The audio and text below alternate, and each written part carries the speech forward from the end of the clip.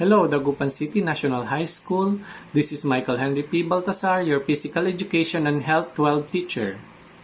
We call it Health Optimizing Physical Education 3 for first sem, with a module entitled Folk Dance, Interpreting Tiklos. For first lesson, we have the title Basic Concept of Dance. In this lesson, you will learn how to identify and recognize the different dance forms. You will learn also how to enhance one's knowledge in dance recognition by establishing honesty. Dance is considered the mother of all arts. To be educated in dance is to become knowledgeable about its background, classification, and functions. As Greek philosopher Plato once said, to sing well and to dance well is to be well educated.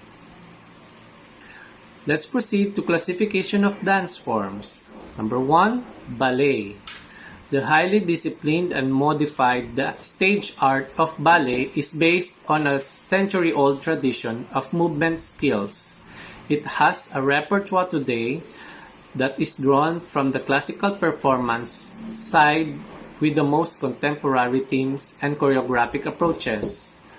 Lisa Macuha Elizalde is one of the Filipino famous ballet dancer. Modern dance, often referred to as contemporary dance. These highly individualistic and diverse forms of artistic expression began as a rejection of what its advocates condemned as the formalism and sterility of traditional ballet. Burlesque, belly dancing, and jazz are examples of modern dance. Classical dance. These are dances with standardized rules and restrictions. The dances are common among Asian countries, where drama, music, and dance are closely interrelated, relying on symbolic gestures, masks or elaborate makeup, and magnificent costumes. Classical dances often narrate stories based on mythology. A participatory dance form, or we call it folk dance, is usually performed by a group consisting of members of a community. Its steps and partners are not the creation of an identifiable choreographer, but are passed from one generation to another. Untanay, Kumakaret, Binislakan are some folk dances originated in Pangasinan. Ethnic dance. This refers to the type of dance performed by specialized ethnic groups. Such dances tend to be highly traditional, linked directly to social costumes or religious practices, and stylized in their movement and presentation. Bangus and Puto Festival street dance are some examples of ethnic dance. Ballroom dance, the most widespread form of participating dance. Ballroom dance ranges from the familiar social dances, which were popular in past decades, such as foxtrot, waltz, tango, rumba, and other Latin American steps.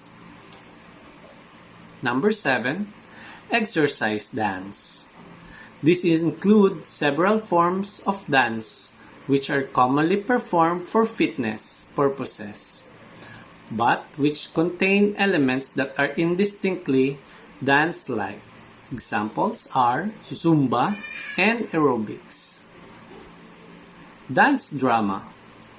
This hybrid form of dance are found on the Broadway, stage, movies, or television. The choreography are usually combined elements of drama and dance in any form.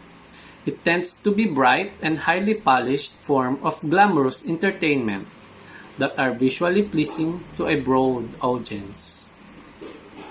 Lastly, the allied movement form. This is a choreographed routine performed before an audience. It's either for entertainment or a recognized sports event. This includes ice skating, synchronized swimming, gymnastics, aerial dancing. Martial arts such as Aikido and Arnis also fits this category.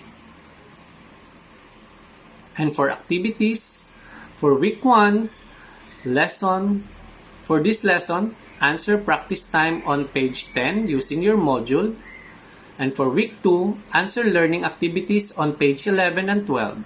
On page 11, you're going to paste your pictures when you learn how to dance, participating any dance activities with pictures, or picture will do. 1 or 2 pictures will do. And tell something about your pictures. That's for the week 2. That's it for week 1 and 2. Until next time for lesson 2. Bye-bye!